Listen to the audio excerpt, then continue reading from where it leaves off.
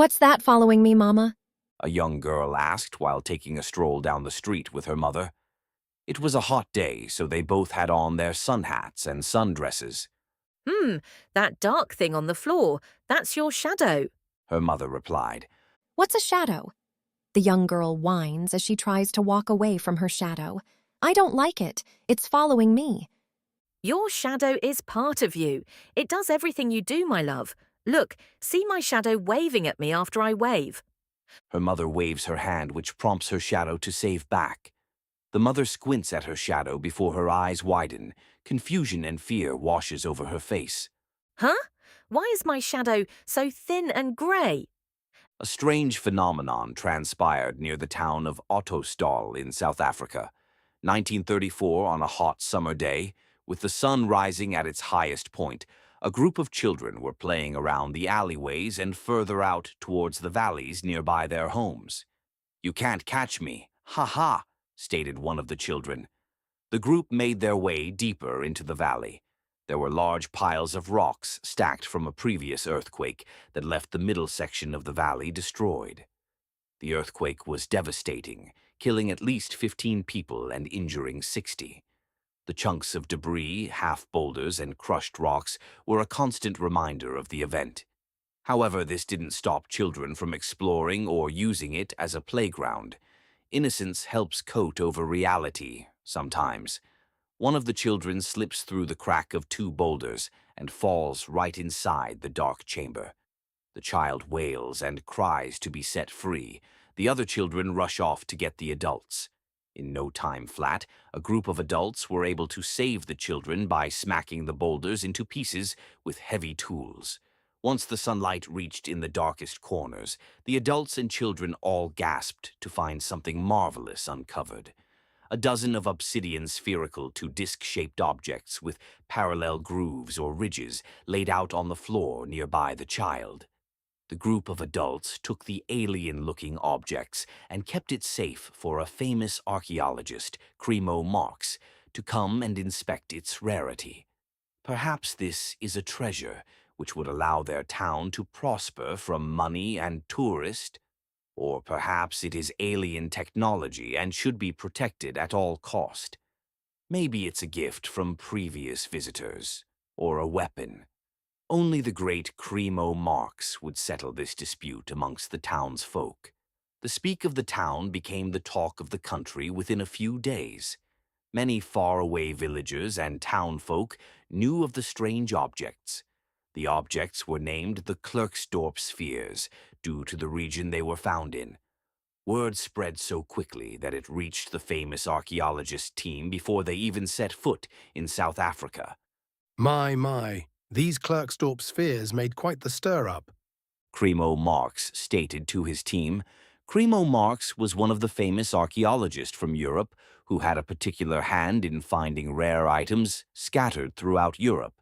He had a small group with him, but he always made sure he had one of his youngest and most talented adventurers, Manso, with him. Manso was taken in by Cremo since he was a younger boy, due to his potential of cracking the codes of odd ciphers. Manso believed the old world was supernaturally fueled with gods, monsters, and magic, something he wanted to rediscover. So, hearing about a few spheres suddenly found in a valley, this would be just another challenge to Manso, and boy was he excited to finally get a hold of one. Yes, it's hard to contain my excitement, Sir Cremo. I really hope this isn't just another fake like the Turk machine or the lying stones. Manso expressed. Cremo nods as he puffs smoke from his pipe. Indeed. Come then, let us find out for ourselves. All this fuse is making my shadow grey up. In a matter of days, Cremo's team had finally made it on South African soil. They make their way down to the town of Ottosdal, where the spheres were carefully placed in a dugout ground, center inside a large tent, where no children or even adults were allowed to enter in until Cremo's team dealt with it. Wasting no time at all, Cremo, Manso, and the other adventurers/archaeologist split into 2 small groups. The research crew hurries inside the tents to begin their research on the objects, while the search crew heads into the dark chamber where the spheres were discovered to see if they could unearth any more. Cremo and Manso stayed inside the tents. Manso didn't know how to even begin. These objects felt as if they didn't belong here. When he reached out to touch one, something made him flinch back. Nothing like a jolt of energy, and it wasn't like he was scared of it, but it felt like his body repelled the object away, almost like an ick sensation. What is it, my boy? Cremo asked. It's nothing. Manso lied as he rubbed his hand where the traces of the ick was. This only fueled with young boy even more to shatter the mystery surrounding these things. There was a dozen of these beautiful mysteries that he couldn't choose which one to start on, so Cremo simply hands him a random spherical-shaped one. It seemed like he was defying the laws of life itself upon touching this object. It felt almost contrite. Hours go by in a flash, and soon 24 hours had passed. They had tried to break several of them to no avail, strike them on different objects, spin them like a top from the suggestion of a young child in town, but nothing seemed to be working. Cremo believed these objects were made as decoration around the home from what he theorized how they were made. Striking on the walls gives us a chalky color. This could be a children's tool to use to color. Cremo thought out loud. That would make more sense if we found murals and drawings, Sir Cremo, argued Manso. The search crew kept going with their excavating while the research team calls it in for the day. Manso did not want to stop, though. He wanted to discover its wonders. There was something about these objects that caused his body to refuse sleep or rest until it was solved. Manso, what's going on in that head of yours? A random female archaeologist asked. Manso shakes his head. These objects cannot be just simple decorations or a child's plaything. Look at the shape of them. Not one is the same. And the material on all of them is identical. Obsidian. Where in the world did they find obsidian? There's none to discover here. The female archaeologist shrugs. Perhaps deep in the earth? Could be a lost tribe? None of the elders of this town seems to recall anything about these objects from their youth. It's frustrating, Manso admitted. The female archaeologist half smiles before placing a reassuring hand on his shoulder. A discovery is just that. Something waiting to be discovered, but not everything will have a supernatural purpose. Sometimes it just turns out to be an everyday item used in the ancient times. You gotta admit that it's comforting. Comforting? Manso asked, turning to meet her eyes. The female archaeologist nods. Yay. It's comforting to know that the ancient times weren't so different from us. All the stories told by them, you'd think they were living on a whole different world. Reality, even. She sighs. I know how you can get with mysterious objects. Give your shadow some rest. Don't let your curiosity get the better of you. I mean, there's a reason why we don't know everything what happened during the ancient world. She concluded before walking out of the tent, leaving the young boy alone. For a moment he overheard her and another archaeologist speak, but he paid them no mind, or at least he tried to. He's still in there? Asked a random male archaeologist. Yeah, he's stubborn. Doesn't want to admit that these objects could end up being just as normal as a writing tool. A discovery is still a discovery. Laughed the random male archaeologist. That's what I told him. Haha. Come on, my shadow is getting grayer from all this work. I'm beat. Manso rolls his eyes. They gotta stop treating me like I'm 7 still. I just turned 12 for Pete's sake. He muttered as he placed down the disc-shaped Clerksdorp. He reaches for a spherical one, then rolls it around his palms. That ick sensation came back. He quickly drops the spherical Clerksdorp on the floor before studying his hands. No marks other than the obsidian chalk it left behind. What is that? Sensation? The others said they felt it too, but they wrote it off. I know there's something more to discover here. I refuse to believe it's a decoration or a plaything. I refuse. Instead of rolling it around his palms, Manso rolls the Clerkstorp on the floor in a circle pattern. The ick sensation grows stronger. Manso then digs a path on the floor for the ball to roll quicker in a circle pattern. The ick grows stronger than ever before. Soon he feels his hands and feet go numb. Manso's vision blurs slightly while he reaches out to grab the Clerkstorp. Now the surface and core were now softened to the point of it squishing in his grasp. This caused the young boy to yelp slightly out loud. For whatever reason, perhaps not of his own control, he suddenly grasps on the Clerkstorp harder this time. Plop! Nothing can describe in words what Manso had gone through in a matter of seconds, even though it felt like eons had passed. The only thing Manso could even begin to familiarize with on what his body had endured was the feeling of absence, almost like a shell of what he once was, or what this had he always felt before, but never had the moment to identify it. Manso's body ached from constant jabs on his nerves. The veins pulsed on his body as he drifted into blackness, deeper and deeper into the void. Who is this? Who can this be? Not sure. His presence is unfamiliar. I'm happy to see someone finally made it. Heh, I can't wait. Heh, I can't wait until he wakes up. Quiet, you fool. His eyes twitch. Heh. Yes, he is waking up. Yes, the boy has evolved. Manso heard many voices around him. However, it was difficult to make out what they were talking about. Even though as close as the voices were, there were no clearness in their pronunciation. A different language? I don't recognize it. Manso thought. He could have sworn they began to speak English once he realized what was going on. Manso opens his eyes to find outlines of dark, coated in a blackness chamber. Manso lifts himself off the cold, hard floor before he rubs his eyes. What? Where am I? Manso walks around in the pitch blackness around him. Nothing made sense. His eyes were open, but nothing could be seen. It was like being in a cave without any lamp to guide him, only it was colder and somehow more cramped. Am I dead? What did I do? You summoned to Dark Pool Realm. Welcome. Stated a voice that sounded like it was trying to speak with a mouth full of water, but the tone of its voice was soothing and kind.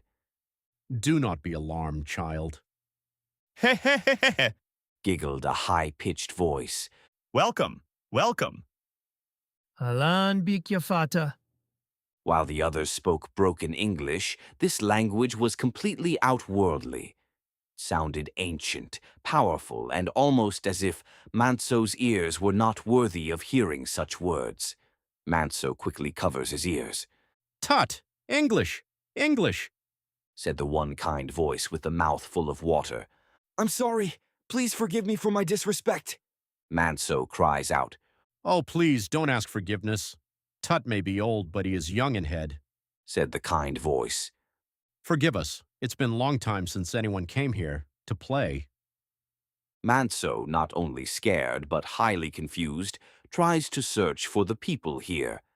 Thanks to the darkness around him, though, he could not find anyone with him. I don't understand. What's going on here? I can't see any of you. Take step forward, said the kind voice. Manso did so. When he did, it was a night and day difference. Instead of seeing nothing but darkness around him, now he was able to make out edges, outlines, paths, and endless pools of black flames that engulfed the background. Think of it as night vision.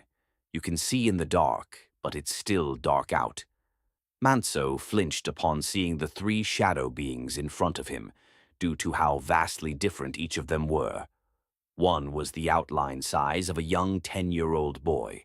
One was tall and lanky, well over 7 feet tall, with arms that hung down towards the floor and legs that bend at an uncomfortable angle to support how lanky it was. And finally, the one was basically a massive blob with a head 3 times the size of a normal human head and a grin that was as wide as its head. This last one brought a new fear that Manso couldn't explain. It was very difficult for his brain to process what shape this being was, which consequently brought his fear to life. Hehehe, hehehe. And of course, the one who kept laughing was this massive blob, Hello, tell me name. Yours. said the kind-voiced one, who was the lanky one. Manso shook his head. Even though he was so scared out of his mind, he didn't shiver or sweat or cry. He wondered why his instincts weren't going haywire as well. Surely something as abnormal and inhuman like this would cause some kind of stress on his body. I still don't understand. I refuse to do anything until I make sense of this. The young boy Shadow sighs. That's right. I have to speak English. Hey, Brat. You do realize that you have to participate in little game before any changes can be made, right? Stop being a coward. It's not very youthful. Now, Tut. The boy's head is filled with air. Remember you were his age. The kind voice said. For whatever reason, whenever the kind voice spoke, he had his right hand raised up. The young boy, named Tut, shrugs. Whatever. I'm just saying that it's not youthful to act like this. Where's the bravery? Where's the excitement? The rebellion? Come on. I want to see some sparks in that soul. Tut exclaimed while throwing his shadowy arms in the air. Ha ha ha ha! Good one! Good one! The scary shadow bubbled. We! You see? Ward gets it. Tut said as he pointed over towards the scary shadow. They all have names? Manso thought to himself. I've never been so confused before. The kind voice clears his throat. All right, let me talk. Boy, welcome. Again. This the dark pool Relam. I am Neath. The tall, lanky shadow named Neath rubs the top of his head. He places out his right hand out towards Manso. On his palm was a mouth. Ah, English is hard, very hard. Tut, talk please. Tut nods. Yeah, you are way too slow in explaining things. You. Tut snapped his fingers. Your name now. Manso. The young boy replied while eyeing Neath's hand. Tut nods again. Good. Manso, as Neath said before, this is the Dark Pool realm. This is obviously another world. Or a realm. It's the home of shadows. Take a look around. What do you see? Manso takes this moment to peer around the area again. Not much had changed, but now he was able to see more outlines around him. I see black flames, pathways, pits, and things moving in the dark. Tut claps his hands together.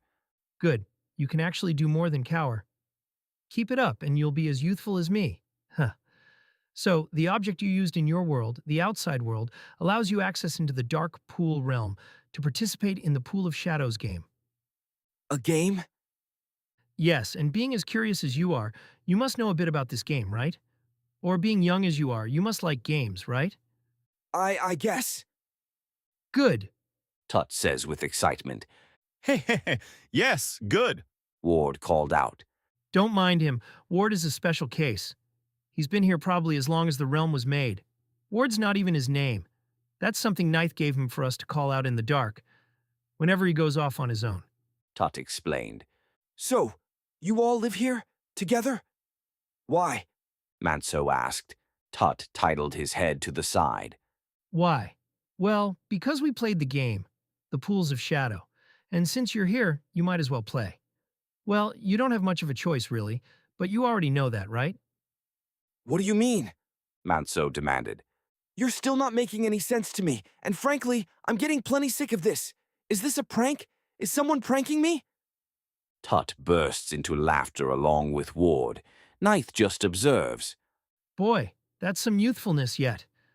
I'm starting to like you, Manso. And the reason why you don't have a choice is because the shadows are leaving on your world. Have you noticed it?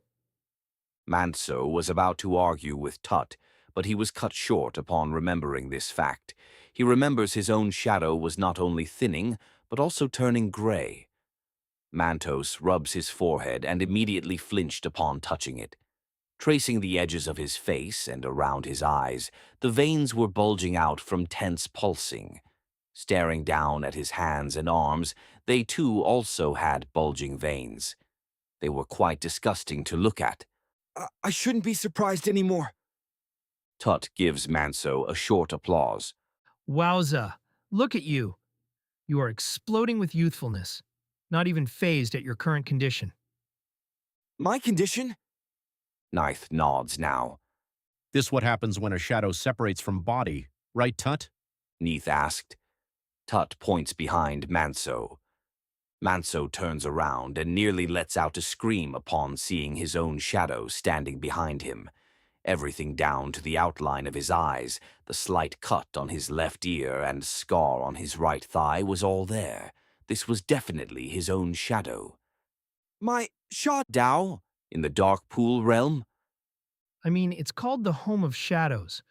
More importantly, it's where the shadows are born. Tut added. Ward giggled as Neith kept quiet. Ready to play the game yet? I don't have a choice. But before I play, tell me this. Are you the Tut? King Tut? King Tut. Tut questioned. What is a king? Oh, I mean Pharaoh Tutankhamun? Of the land where the Nile River, the Itaru, Great River is. You had the pyramids and the world knowledge. Tut snaps his fingers. Yes, I remember now. I was the lord from the two lands. How are the lands? Is there a lord? Manso shrugs. You could say that. It still thrives, but nothing like the ancient times. All is fair. Tut replied. Hey, all is fair. Ward called out. Manso shook his head while he thought to himself. There's no way. I'm actually speaking with the King Tut. Wow. What will the others think? I have so many questions for him. And what of these two? Who are they? Neith, that sounds familiar. Before Manso had a chance to speak, Tut began. Moving on. The Pools of Shadow, a game as old as time. Played regularly during the ancient times. This is a game that you must locate your shadow before the Shadow Eaters consume you for an eternity. Hearing just the last sentence brought dread to Manso's body. As much as he adored learning something from the ancient times, he strongly believed this wasn't going to turn out in his favor. Once you step into the realm, there is no turning back. You must play the game. There are 2 chambers that you will travel through in order to find your shadow. Manso turns to look over his shoulder, but he finds his shadow is gone now. Figures, Manso thought. Each chamber has a proper tool you will be able to use in order to locate your shadow. It could be in the first chamber or the second. The time you have in this realm is unlimited. You stay for however long it takes you to locate your shadow. The game ends when you find your shadow, or you're consumed by the Shadow Eaters. Manso gulps. All right then. What about you guys? Are you playing too? Neith clears his throat. I answer, Tut. We are darkest friends. Think of that. We help, if you need be. Hey. Yes, darkest friends. We are. Ward shouted. For the first time since Manso entered in this realm, Ward moved from his single spot. Ward enters deeper into the chamber to add more flair to the blackness flames, all the while of laughing like a madman. Then he was gone. Tut shakes his head while watching Ward disappear. It's true. We will be here, even if you believe we are not. He pauses. So the real question is, which chamber would you prefer to start at? Tut crosses his arms. Neith looks over towards Manso to await his answer. Manso doesn't have to think long for this. I choose the first chamber, of course. If Tut could smile, he would.